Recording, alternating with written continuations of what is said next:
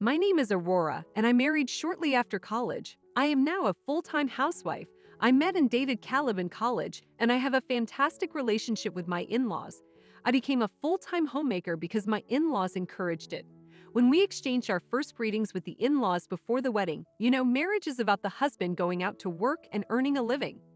The woman should stay at home to defend the house. Ruby, my mother-in-law, nodded as Samuel, my father-in-law, spoke.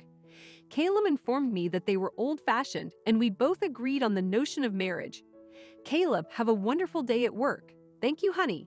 My morning routine includes seeing Caleb off to work and then doing the housework. After several years of living this way, a problem arose. One night, hello, Caleb. Do you want to go to the clinic and get tested? I wanted to be tested for fertility. We've been married for some years and haven't been successful in becoming pregnant. The in-laws, who had previously been extremely cordial to me, became frigid. They would phone every week and say, "Hello, Aurora. How are you doing? Is there any prospect of seeing our grandson's face anytime soon?" I despised having to check to see if we were even trying. My spouse was aware of this, so he was willing to go and be tested. The next day, we went to the clinic to be tested, and after waiting for the results, we received a very unexpected outcome. As a result, my husband was the one experiencing infertility. My spouse was quite upset. "Caleb, it's okay. Don't become upset. I am fine with not having children as long as I can spend my life with you joyfully." I said this with a smile. Truthfully, I was visualizing our future with children, but after seeing my saddened spouse, I tried to forget about it and put it in the back of my mind. I'm going to enjoy my life with Caleb, just the two of us. Aurora, I'm very sorry. Thank you. He said this while crying and hugging me. I felt like our friendship grew stronger. We'll visit a variety of places and create numerous memories. We decided to hold hands as we returned home.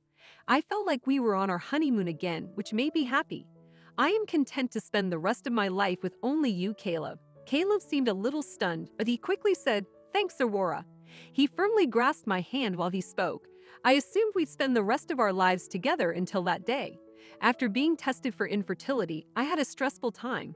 That was because the in-laws were still checking in on us with harsh comments regarding the possibility of them becoming grandparents. Every time they called, I thought about telling them the truth. But every time I tried, I saw Caleb being extremely depressed, and I couldn't do it. "We will let them know when we are ready." Caleb even told me, "Hey, Aurora, I'll tell them." "Please wait, I need time to tell them." So it's not my place to tell them. During the attack calls from the in-laws, I received a call from a certain person. "Jade, Caleb, and I are common acquaintances. Hello, Aurora. It has been a long time since we talked. How are you? I just called to see if you and Caleb wanted to go out for a drink with me. We haven't seen Jade since the evening following our wedding. I wanted a break from the attack calls from my in-laws. Hello, Jade. It's been a long time since we talked. I am doing good. What perfect timing. I was thinking about going out for a drink, so let's go. I'll check with Caleb to see if he can join us." I answered enthusiastically. Caleb wanted to join us, so we planned when to meet. Then came the day when they would finally meet. As we were having a good time together and hadn't seen each other in a while, we consumed a great deal of alcohol. I decided to inform Jade about my problem with the in-laws. Despite the fact that it was a very sensitive matter, Jade is our mutual friend, and we have discussed everything before, so I assumed it would be fine. "Hey Jade, I was able to vent my frustrations because you invited us out for a drink when, in all honesty, we were experiencing some difficulties." "Oh, seriously? What happened? Would you like to talk about it?" I checked on Caleb to make sure he was okay with it before beginning to speak. We can't have children, so we chose to live blissfully as just the two of us. But the in-laws say it's my fault. There was a pause before Jade spoke. "Oh, I didn't know. Thank you for sharing this with me. I'm cheering for you both. Enjoy your time together as the two of you travel to many locations and create many memories. Also join me for a drink on occasion." Her words made my heart feel lighter. Kayla also appeared to be joyful. I felt better and was glad I had told Jade. After a couple more drinks, we split ways. Kayla began to smile more after that day, which led me to believe we were having fun together. However, I discovered that it was only me. Caleb has been in a great mood recently. This should be good, but I felt strange about it. I should have checked on him more regularly before thinking about it now. One day, Caleb returned home with Jade. I assumed he just happened to run into her and decided to ask her over. "Hello, Jade. Welcome. You surprised me. Would you like any tea?" Neither Jade nor Caleb responded. What's happening, guys? Caleb reacted. Aurora, I apologize. I want to be with Jade. So can we get a divorce? Aurora, I apologize. I'm in love with Caleb. This completely surprised me. As I heard their narrative, everything transpired after that night out for a drink. When Jade learned of Caleb's infertility, she expressed her desire to support him. I believe Jade had saved me that night, but it was the worst thing that could have happened. The warm and lovely feelings I had for Caleb had vanished. We resolved to spend the remainder of our lives as just the two of us. How does this happen? Fine, I will sign the papers. They did not expect me to get divorced soon, so they were also startled. What? Are you certain, Aurora? Yes, I will sign the divorce papers. I will prepare and pack my belongings before leaving. But don't come back home since I need time to pack my things. I don't want to see your face anymore. Fine, understood. I'll be with my folks, so let me know when you finish packing. Jade, seriously? I trusted you so much that I can't believe you betray me like this. I apologize. I understand you will not forgive me, but I cut her off. No, Jade, I don't want to see your face again, so get out. They fled the place. I sat on the sofa, processing my thoughts. What will I do now? Everything I do with him is a waste of time. I was so frustrated that my tears would not stop. Crying will not make things better, and remorse will not change anything. How could this happen to me? Unaware of it, I dozed off and woke up to a phone call. My mother-in-law, Ruby, made the call. I suppose Caleb went home and told me everything. I didn't want to answer but decided to. I could have ignored the phone, but I figured it would be annoying if I didn't know. Hello, Aurora. I heard everything from Caleb. I am sorry for what happened to you. Jade will be able to show me my grandchildren. Caleb told me everything. So please comply with the divorce process in peace. I knew it. Caleb did not inform his parents that he was the infertile one. I felt bad for Ruby. Okay, fair enough. So hurry quickly, gather your belongings, and leave Caleb's residence. Aurora, thank you for taking care of Caleb up until now. I understand what Caleb did. Cheating on you wasn't a nice thing, but please forgive him. Good luck in your future. Thank you and farewell. I merely told them this and hung up the phone. What exactly is wrong with them? Those folks. They were quite pleasant to me, but now they are different individuals. Oh, right. They didn't care about me. They just cared about having a grandchild. I considered informing them that the reason they can't see their grandchild's face is that Caleb is infertile, but I opted not to. If I told them, I assumed I'd be the bad guy and would be horrible about it. I am not going to interfere with them anymore. I do not care what happens to Caleb and Jade. I started packing up my belongings. I decided to stay with my parents because I was a full-time housewife and needed to find work. When I told my parents, they simply instructed me to come home. I didn't want to stay at that house, which I shared with Caleb, so I packed my belongings quickly and left. My parents greeted me with a big smile. It was really difficult for me not to cry, but I just told them I was home. My parents did not ask me for information about Caleb and his family, but instead engaged in pleasant talks that we both appreciated. My father was pleased to have me again, and as a result, he drank heavily. My mother simply stared at my father with delight. My parents' kindness impacted me deeply. I couldn't express it to them. But in my thoughts, I apologized for causing you all to worry. We had a great time as a family that night. Soon after, the divorce was formalized. Of course, they both provided me with alimony, and I began a new chapter in my life.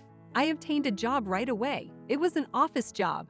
I was anxious to visit the office because I had never worked before. But I was extremely fortunate to work with kind people and have a stable life. My grief subsided while I was at my parents' house. My parents agreed that I could stay, but I began living alone. To relax and have time for myself, I needed to live separately. One night, I went out alone to have a drink. The beer tasted great after being overwhelmed for the past few months. When I looked around, I noticed a guy drinking alone. The way he drank made me thirsty. At the time, I had no idea this guy would become my future spouse. His face did not seem nice. He resembles a potato head, and I simply wanted to underline that he was not my type. But the way he drank piqued my curiosity about him. Perhaps as I was heartbroken, I am intrigued by him, but I am not prepared. So was there anything on my face or something? He spoke to me. I was perplexed and wondered, is he attempting to ask me out? But he wasn't. And apparently I was staring at him, which made him uncomfortable. Oh, sorry, you look great while drinking your beer. I explained why I was staring, and he reddened. His name is Henry. He was the same age as me. Henry and I talked for around 3 hours. He would ask, "Who are you calling potato head?"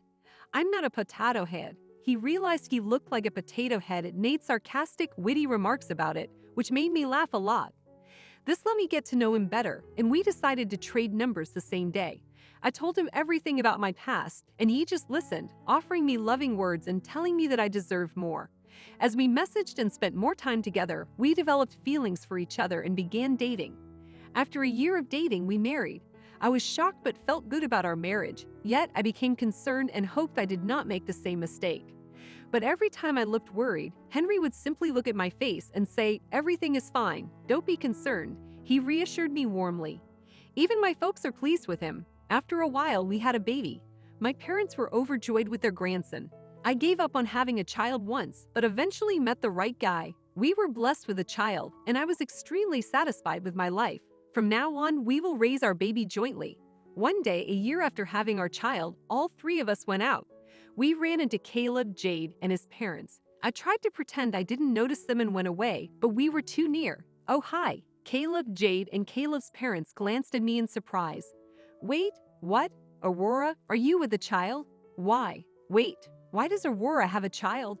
I bet they didn't expect me to remarry or have children. "Oh yes. Hello, this is my husband and our child." Everyone was in shock. I couldn't stop laughing in my head over this predicament. Henry didn't comprehend what was going on, so he asked, "Honey, could you introduce me to these people?" So I told him, "Darling, I already mentioned Caleb and Jade. Their names are Samuel and Ruby." Henry caught up with me regarding the incident. "Oh, got Caleb. I see," he grinned.